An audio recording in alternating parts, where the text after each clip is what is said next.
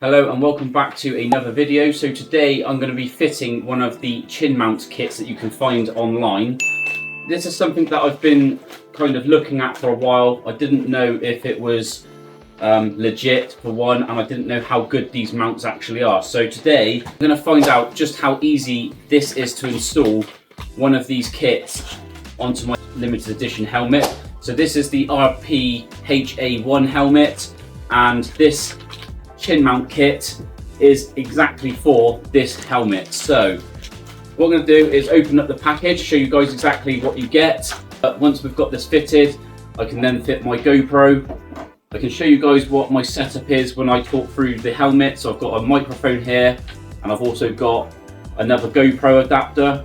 And once I've got the footage that I need, I've got this BUDI Stick here, which when you open up, you've got multiple SD card slots so you can keep all your spares in there.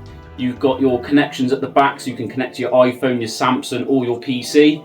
It's a very good little stick. You've got a wire just here which comes out, it connects to the side, and then you connect it to your phone, PC or iPhone. So it's a very good little tool. I think I've paid about £15 for this little item. It is really good, I use it all of the time. But yeah, let's get back to the main thing of today's video is getting this chin mount on there. Is it worth the money or not? So I actually paid around £35 delivered for this. I believe it came from the USA. Let me just double check that. Yeah, so I've got this from the USA. I don't actually know anybody that's got one of these fitted in the UK to their helmet. Of course there is people, but I've not actually personally met anyone that has this fitted to ask them if it is worth the money. So I've took a gamble here. So first things first, let's undo this package.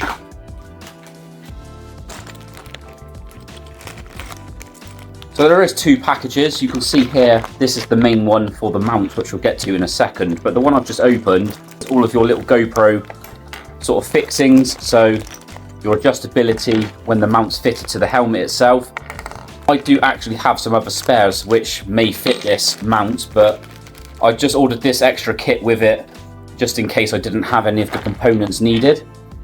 So again, as you can see, this is all like your little fittings, just so you can bring the mount away from the helmet so you can adjust the GoPro up and down. I've actually done that before with a different helmet. I didn't have this kit and the GoPro couldn't move enough. So the angle was facing too far down or it was facing too high up. Second kit, which is the main one, you get your wet and dry wipes so you can clean the surface where the helmet's going. You get some stickers. Whether you want to put those onto your helmet or not is up to you guys.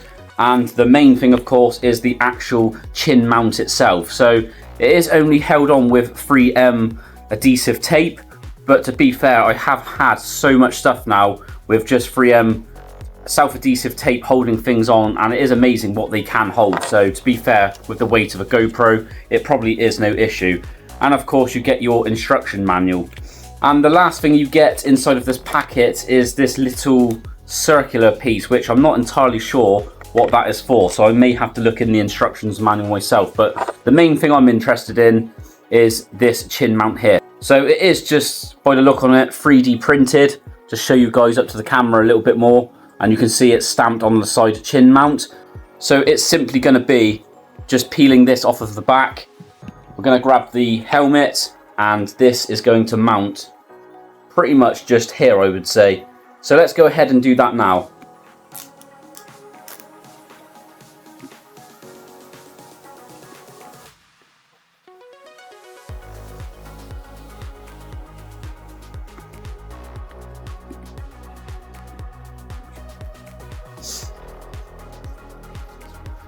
Now you will notice I didn't use the wet and dry wipes to clean the surface where this is going first, and that's because this helmet is pretty much brand new still, and everything is pretty damn mint condition on this helmet itself, so it doesn't really need any cleaning down. There's no dirt or anything on it, but yeah, that has, to be fair, stuck really well to this, and it's going absolutely nowhere. So I'm putting quite a lot of force on that to pull it off, as you can see, and that is actually going nowhere. Now the next thing you need to do is go over to your little accessories pieces, and you need to get this if you're mounting a GoPro. So you see this little rubber piece here in the middle. You need to lift that up so it does this. As you can see, that helps this slot into the mount itself. I'm going to go downwards with this. So the chin mount writing that you can see there is facing myself. So just pop that downwards. It should click into place like so. Now you can pop that rubber piece back down like so. So you can see there, that's how we've got the helmet so far. And now you can start to use, depending on how far you want your GoPro to stick out away from your helmet, you use these other little pieces here. So I tend to use the bigger piece like this. Pop that into the middle, grab one of your threaded pieces, so that then clamps that to the mount itself. Don't over tighten this just yet because you want to keep the flexibility in there. So now that we have this piece on, we can now grab the GoPro. So I've got the GoPro Hero 7, as you can see here. It's the black edition, one of my favorite GoPros that they made. I think they're worth every penny. Simply just pop that into the fixing you've just fitted, grab one of your other threaded pieces and just nip that up too until the GoPro goes nowhere. Again, mount the GoPro where you want it first, then you can tighten all of these up as you please.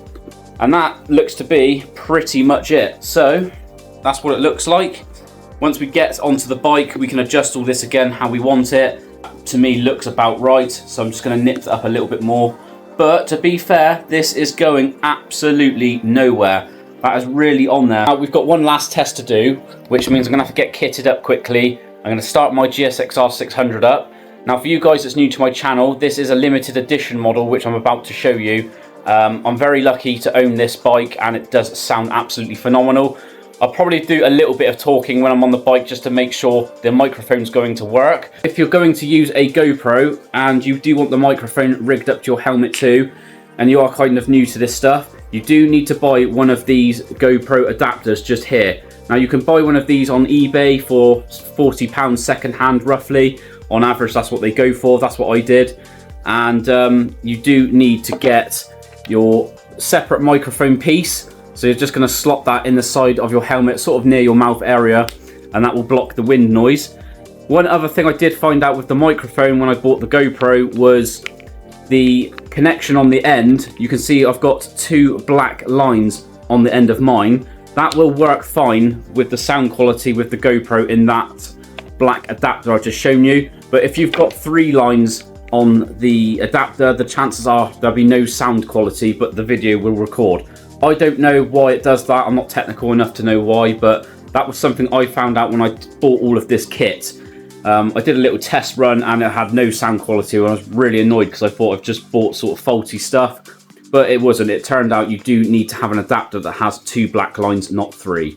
Anyway, let's go and get kitted up, get the GSXR out and see if this helmet is going to do everything I wanted to with this new GoPro mount.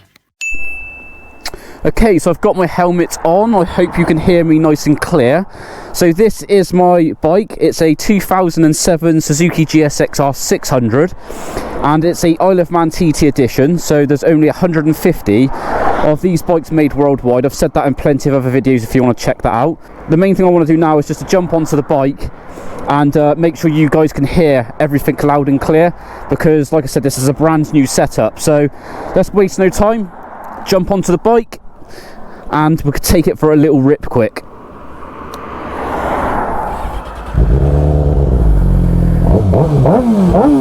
So yeah, this thing does sound really good. I've got an aftermarket exhaust on it, so it's a Leovinci SBK GP style exhaust, and yeah, it definitely sounds so good. Right, okay, hopefully the sound quality is going to be completely fine. Right, nothing's coming. So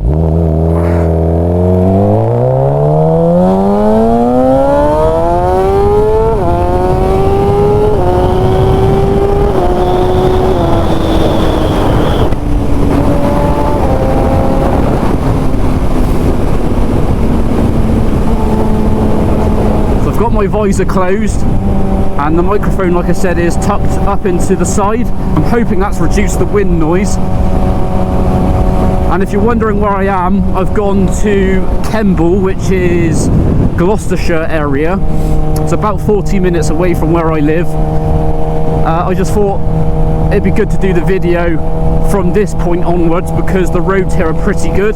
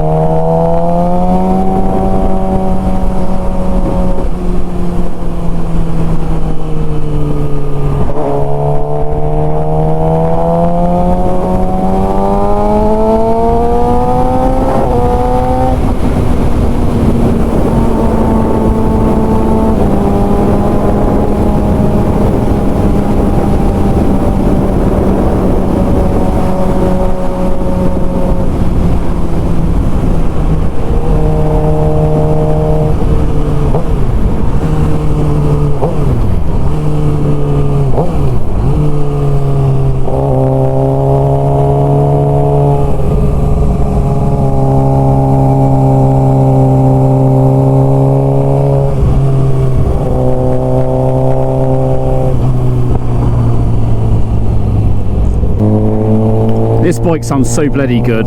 Never get bored of the sound. It's running so smooth now too, because I did a full service on this, which I did a DIY service video on my channel. If you want to check that out, I'll put it on the screen now for you. It seems to be doing pretty well. Had quite a lot of good feedback, which is nice. So thank you for the feedback from the guys that's written all those nice things. I need to get around this van, it's doing my head in.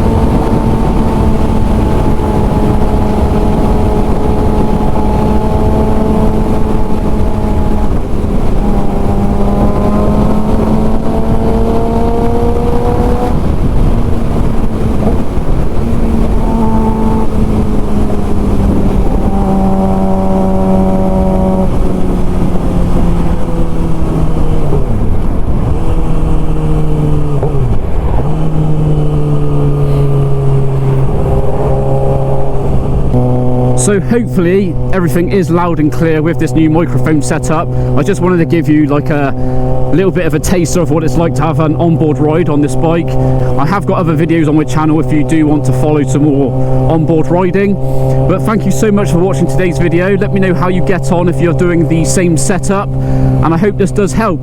Until then, I'll catch you all in the next video very soon.